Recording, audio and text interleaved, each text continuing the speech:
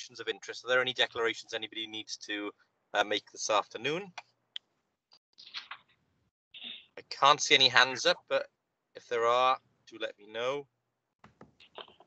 If not, we'll move along to the next item, which is minutes of the previous meeting held on the 25th of January 2022. I've not been notified of any changes, but happy to take them if anybody has them. Yes, sorry.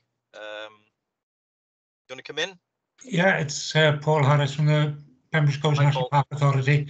Just page 3, just a slight amendment on item 1. The Chief Executive's name is Tegrin, not Tegwin. Okay, thanks, Paul. We'll amend that. Are there any other changes? If not, I'm happy to move them as a true record. Can I have a seconder, please? I'll second. I'll get a second. Oh, yeah. Okay, thank you. Everybody happy to agree? Lovely, thank you very much. Right, next we'll go on to the governance and administrative matters update. Craig, is this you? It's me, Rob, Karen Jones. Oh, Karen, go ahead. No problem. There's 2 main parts to this report this afternoon. The first part of it is to make members of the CJC aware of the range of statutory duties that the Welsh Government's recently issued in guidance. And you'll see from the paper that there are some specific areas that Craig will be addressing as part of his monitoring officer role. There'll be some specific duties that Chris will then be addressing as part of his finance role. But in this particular paper, what I've picked out under section 6, I think it is, of the guidance, is a range of policy and planning issues that we need to be covering off within the CJC's forward work programme. So, for example, the equality duty, the biodiversity duty, the requirement to comply with the Wellbeing of Future Generations Act and so on. So all I'm doing this afternoon is just making you aware that there are those requirements that have been placed on CJCs by the Welsh Government.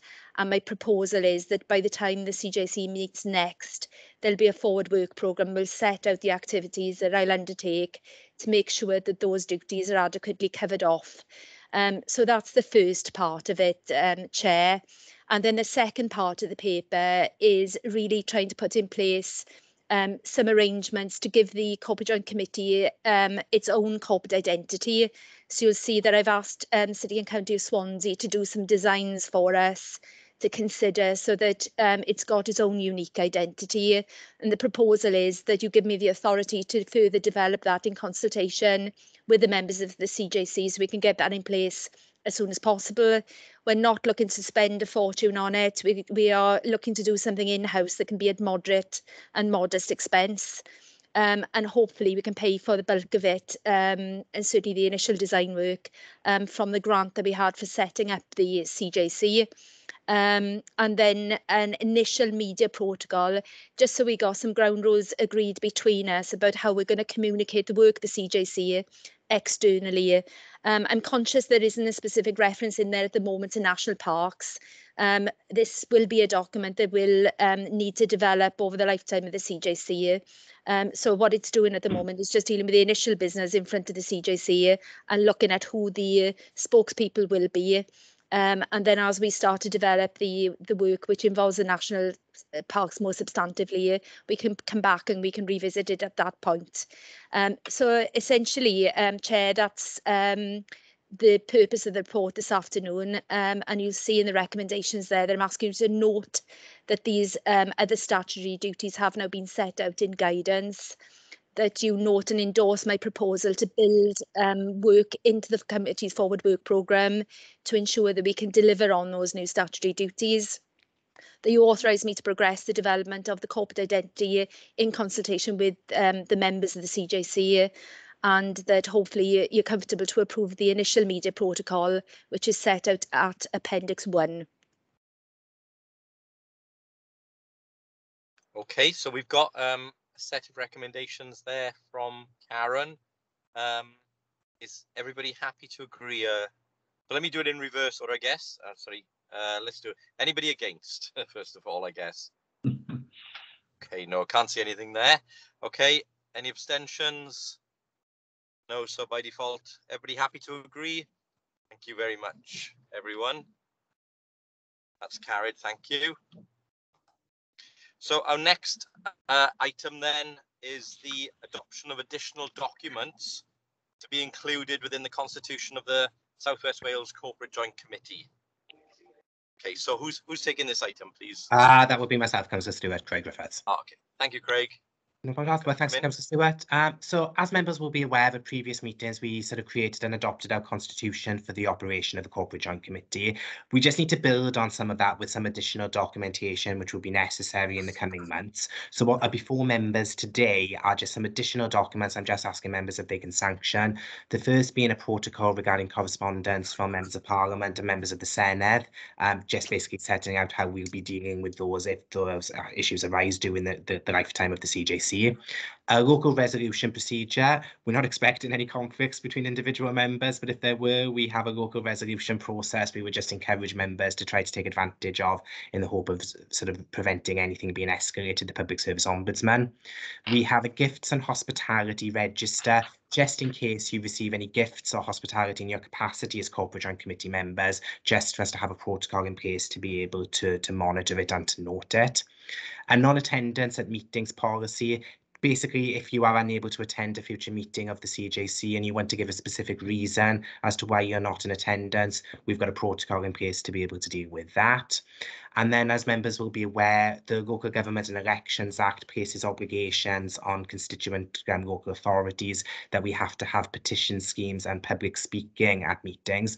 This is equally applicable to corporate joint committees. So again, we'll be asking to adopt a scheme for both of those elements. And it's very much based on all the systems that other local authorities are utilising at the moment. So there's nothing there of any significant difference.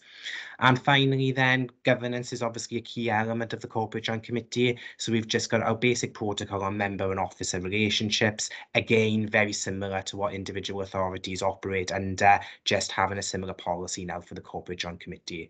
Happy to take any questions on that, Councillor Stewart, but other than that, they're here then for the members to approve and adopt, and they'll be added to our constitutional documents. Okay, thank you, Craig. Again, sensible set of documents there, pretty clear to me. Does anyone have any comments or questions for Craig? If not, then we'll go in reverse order again. Anybody against? Any abstentions? And if not, then let's go all those in favour, please. Yep, thank you very much again. Carried. Thank you, everyone.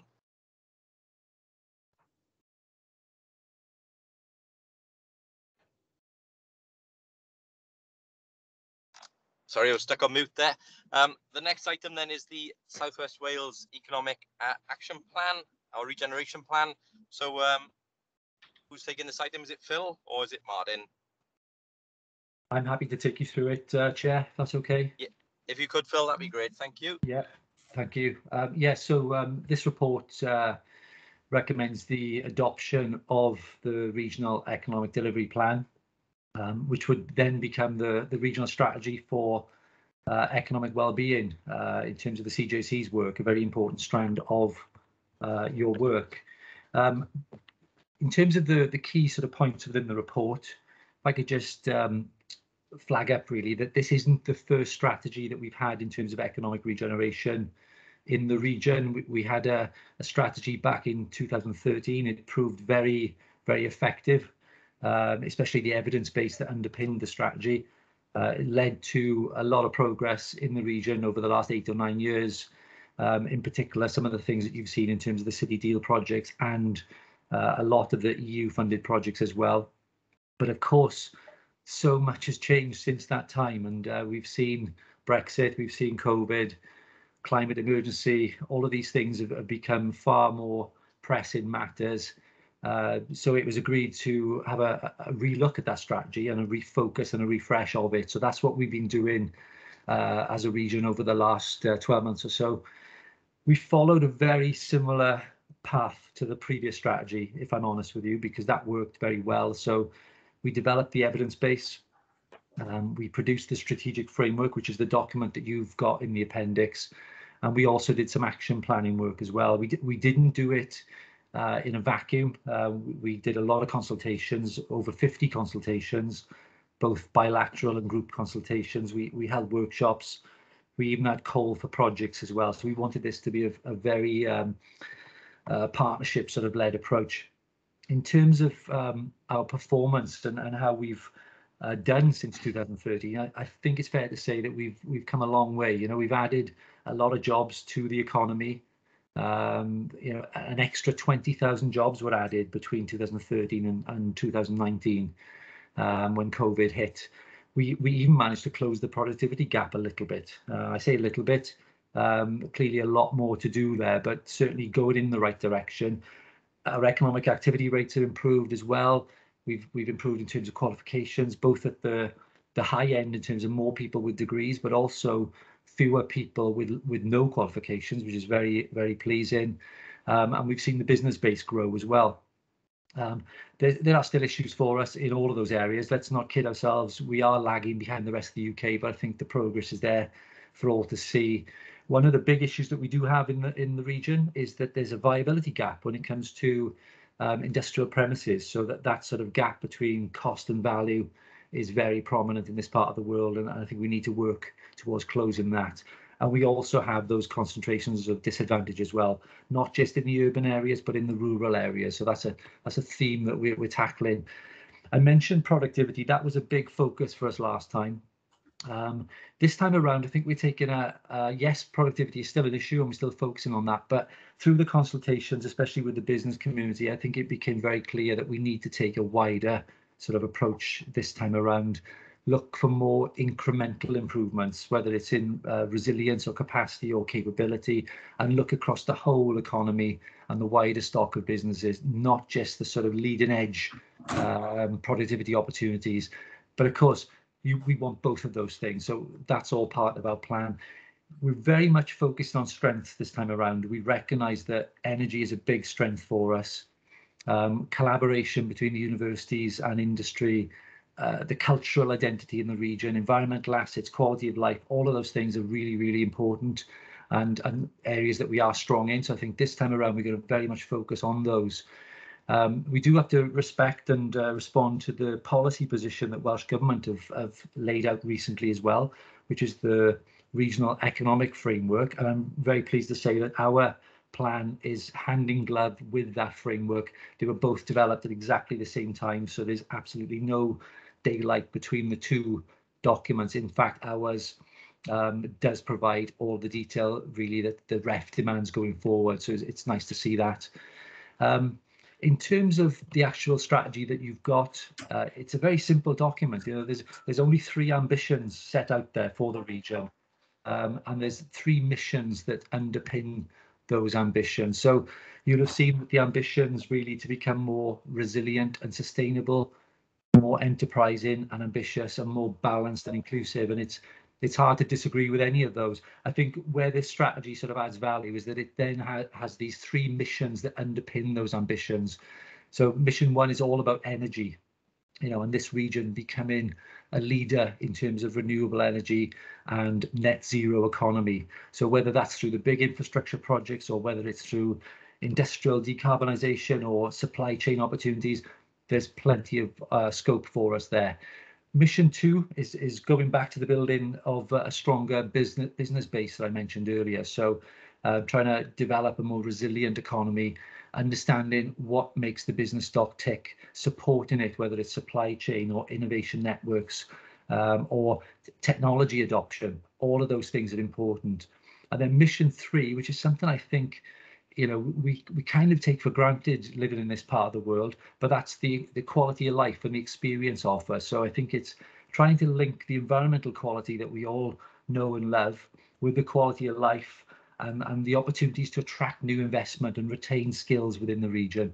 So they are the 3 sort of missions that we have within the strategy. The document that you don't have, but is a live document that we are using now to move this forward, is a pipeline of projects. So we have a 45 project pipeline, all quite early stages in terms of their development. But if you were to top them up, you're looking at a project value of probably in excess of £3 billion.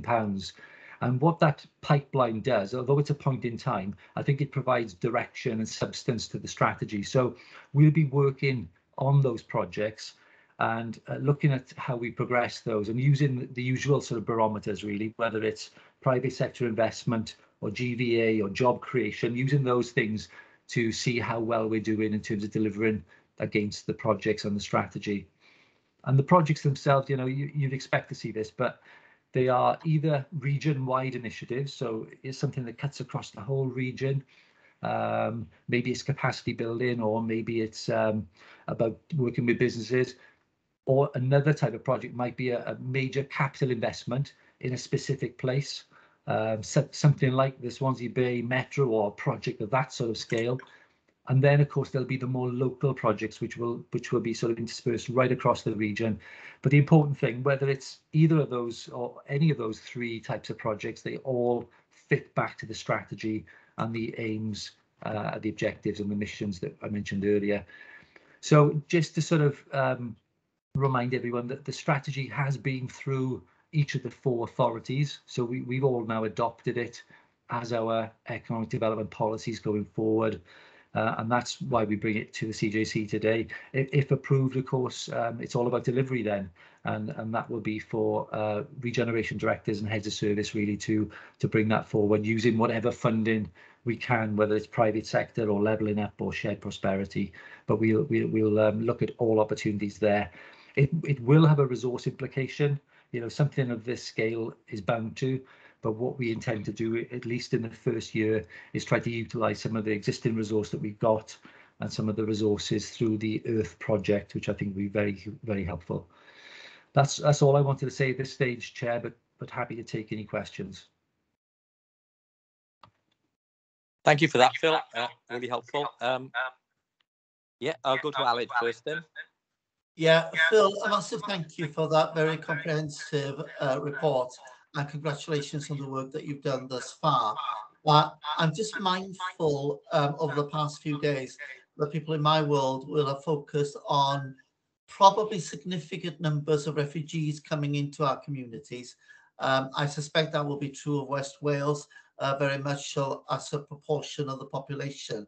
I'm just wondering, Phil, whether we can begin to think through creatively, particularly in the project stream, of what we could clock, support and encourage, because Wales does seek to be a world leader in these things. And my suspicion is that West Wales, considering what's happened in the past, would be ideally placed to develop that. But just thinking if you had any initial thoughts on that, Phil, particularly in keeping the whole document alive and kicking, as it were, within a changing environment, bearing in mind, of course, these are developments that have really come to life just over a matter of a few days. Yeah, I think it's a good point, and I think it really does illustrate why we've put the document together the way that we have, because what we didn't want to have was a strategy which ties our hands then in terms of, you know, any opportunities or threats that come forward in the future, and I need to respond to those. So I think by having the strategy document adopted, which is flexible but certainly provides direction, and then having as a companion document this project pipeline, which is a live set of projects, if you like, I think that allows us then to flex in response to some of the circumstances that you've set out. And I'm no doubt, you know, the last strategy lasted us 8 or 9 years. If this strategy does the same, then that would be great. But certainly we'll have to move with the times and respond to those opportunities as they come up. Thank you. Okay, Paul next. Paul. Yeah, thank you for that report, Phil. Very interesting. Thank you very much for that. I think you said there's been 50 plus consultations. What degree of engagement has there been with the development of these strategies with the National Park authorities? And if, you know, the time isn't right for consultation with them at the moment, is there a future consultation planned? I don't have the list of all the consultees, so it's difficult for me to comment on specifics. But I know that as part of the protection of the document, obviously it was during COVID, so we were I guess we were kind of unlucky but lucky at the same time, because whilst we would have organised big events to do something like this and have a full consultation, we really did utilise the Teams mechanism. So we were able to, if you like, get an unlimited sort of amount of people invited to these consultations. You know, if that consultation hasn't been thorough enough, I haven't had any feedback on that, but certainly through the projects themselves now, I think them in their own right would probably deserve engagement with partners, especially projects that Mission 3 that I mentioned in terms of the quality of life, or maybe even the energy projects. You know, they're so strategic and important in nature that I think there's going to be a requirement to consult on them in their own right going forward. Diolch yn fawr. Okay, I don't see any other hands. Thank you for that, Phil. That was really comprehensive run through, and as you say, a very, very simple but very, very straightforward, and I think effective strategy for our region. So I will again do the vote in reverse order then. So anybody against? Any abstentions? If not, then all those in favour.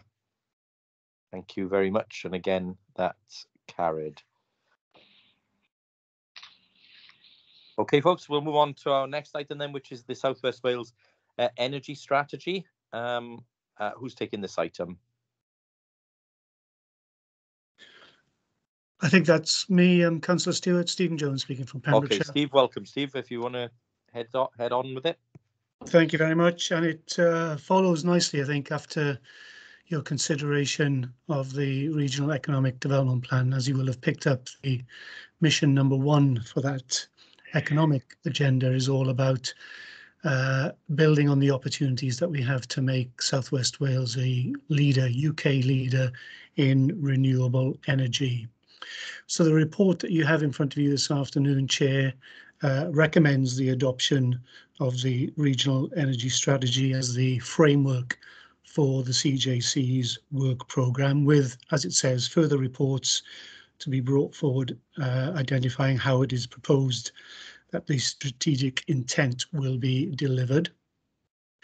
And attached to the report is the appendix of the South West Wales Regional Energy Plan that has been developed over the last 12 to 18 months through a group led by the 4 local authorities through what's been referred to as the Core Regional Directors Energy Group that I've been chairing, but has been supported by the Welsh Government Energy Service, and the Welsh Government Energy Service have been supporting all 4 regions in developing a regional energy strategy. The work has been quite extensive in a similar way to the economic development strategy, insofar as we've engaged through advisory groups and stakeholder sessions with the benefits of Teams and Zoom, and have had a wide range of input from a variety of stakeholders over the last 12 months or so. Very important to underline that it's a strategy for the region, not for the 4 local authorities per se, although clearly local authorities in the public sector have a strong leadership role to play in this. Indeed, in terms of consumption of energy, it is very much the case that it's the industrial and commercial sector that are the main consumers.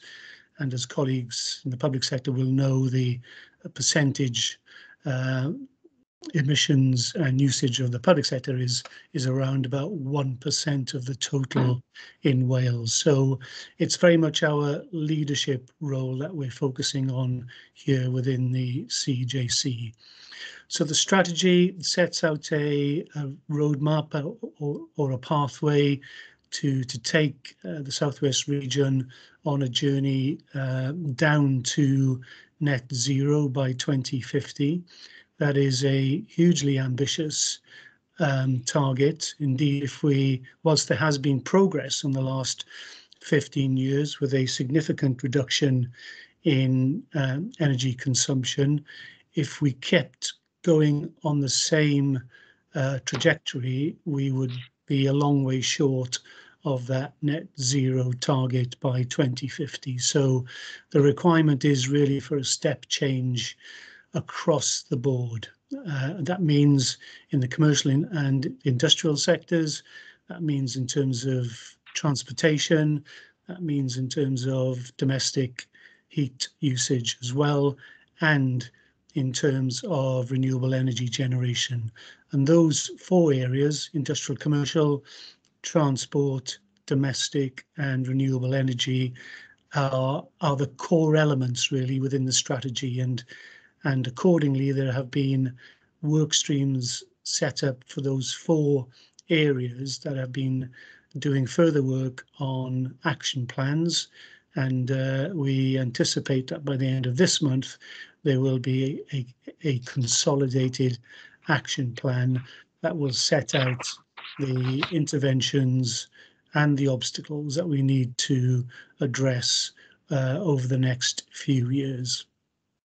So the strategy itself is supported by an energy modelling appendix that looks at, in fine detail, existing energy use, everything from the number of properties and the EPC ratings to the number of houses that are warmed by coal or by LPG or oil, and then looks at the business as usual scenario and the energy systems vision scenario, and sets out in some detail what needs to change, whether that be in domestic heating or whether that be in the use of transportation, e-vehicles, hybrid vehicles, so on, and the level of uptake required.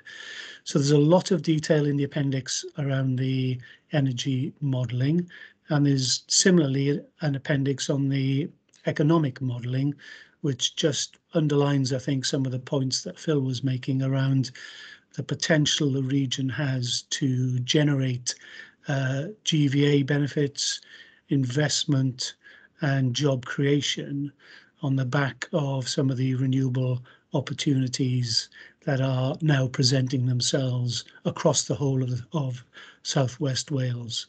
So there are on the one hand massive challenges, but on the other hand huge opportunities for South West Wales to reposition itself.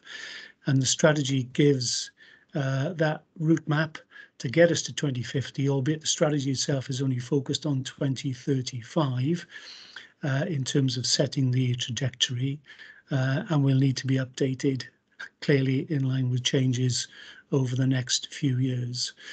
The strategy, in terms of moving it forward, there are three key steps required, and the first of those is developing the governance structure, which fits very comfortably with the Corporate Joint Committee and the decision to adopt, or the recommendation to adopt, this afternoon.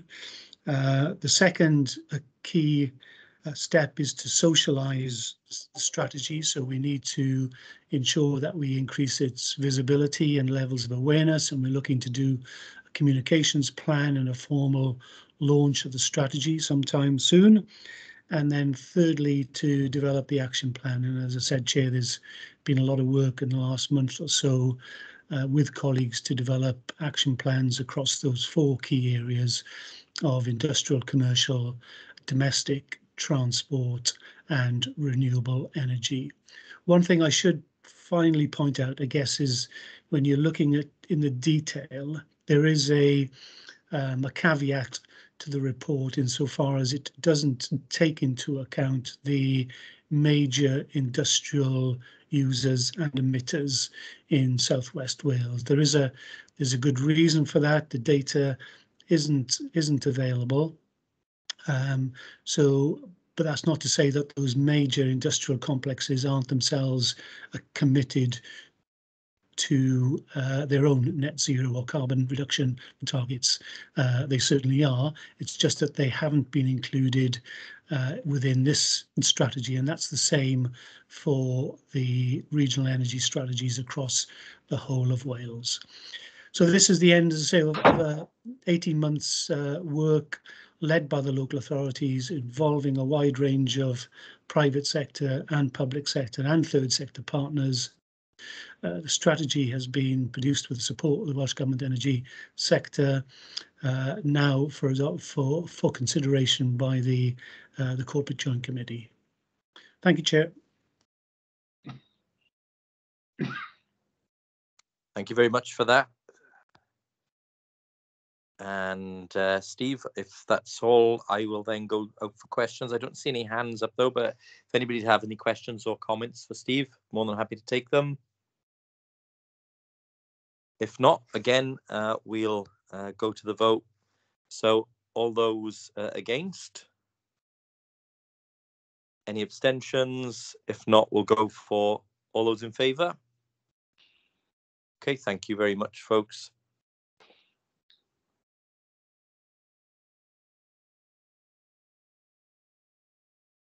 And our next item then is the update on the Shared Prosperity Fund. So, Karen, is this one back to you? It is, Chair. So just very briefly, since we met last, the UK government has published its Levelling Up white paper and also pre-launch guidance on the UK Shared Prosperity Fund. At the moment, the Wales team within the DLUC, I think it's called, isn't it? The Michael Gove department are engaging with local authorities across Wales, and they're saying they're in listening mode. We're expecting the final guidance on the Shared Prosperity Fund, I think spring is what they've said, although no real indication of a more precise timescale around it. It's clear when you read the document that there's a very pivotal role for local authorities to lead bids for the Shared Prosperity Fund in their area. But it also goes on to talk about a collaboration as well around the idea of a local investment plan to draw the funding down. So we've looked at that across the region as officers, and for financial reasons that Chris will go into in a little bit more detail, at this stage we don't think that the CJC is going to be an appropriate vehicle for drawing this money down. So the purpose of bringing the report here today is to make you aware of the developments, but also to share with you our initial assessment. So if I can ask Chris just to come in on that point, Rob, and then we can come back to the recommendations, which I think are pretty straightforward. Thanks, Karen. Thanks, Chair. Yeah, the situation really with the CJC at the moment is that they haven't, Welsh Government linked with the UK Government haven't established the CJC status in respect of VAT, like the privileged position that local authorities hold, and that is a full exemption from incurring VAT costs under Section 33. So we've got a Section 33 status, as in local authorities, that is not complied with, not there at the moment with CJCs. It is something that's being worked on. So until that actually happens, really, you can't actually, any costs in terms of VAT would have to be incurred as well as part of the project. So it seems pretty illogical that we don't use the vehicles of the individual local authorities to deliver shared prosperity in the meantime until that actually is established. The other complications is that at the moment we haven't developed CJCs in terms of the borrowing powers or the cash flow problem side of it in terms of banking arrangements. So whereas actually relying on the local authority is probably a sensible approach at this point in time. So there is logic in trying to sort of develop the shared prosperity through local authorities as opposed to directly through the CJC, and just using the CJC as a vehicle for collaborating and working together. Thanks, Chris. And so just to come back to the recommendations then, Chair, is just to note that the government's proposals have been published, such as they are at the moment, and that we will continue to work together across the region. But it looks, as Chris has said, that it's going to be more appropriate for us to be working on the basis that Whether we'll get an allocation per local authority, that's still not clear, or whether it'll come down on some more shared basis. But certainly if there is a collaboration required, we'll need to be having discussions outside of the CJC about which local authority then would be prepared to act as a banker on our collective behalf. So that's the reason for bringing it here, Chair, just so you are cited on those developments and our initial assessment.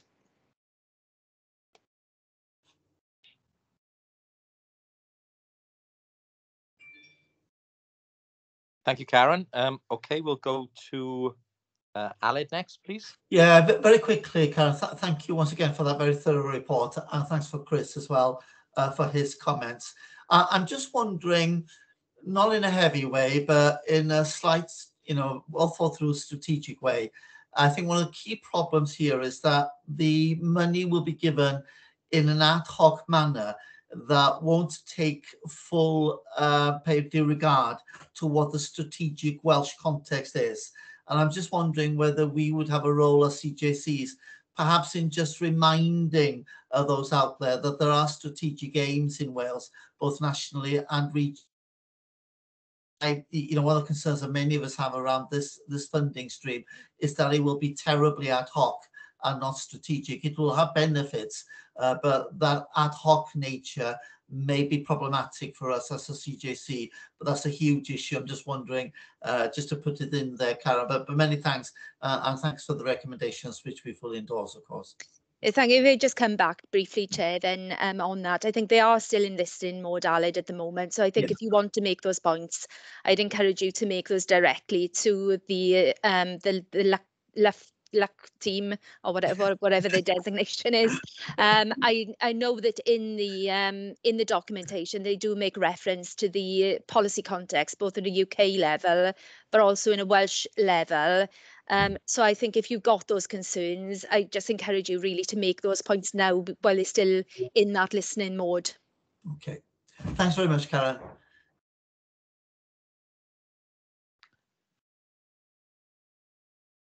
Okay, are there any other hands? Can't see any. Okay, if not, then we'll final item. Anybody against? Any abstentions? All those in favour then, please. Thank you very much, folks. Again, that's carried.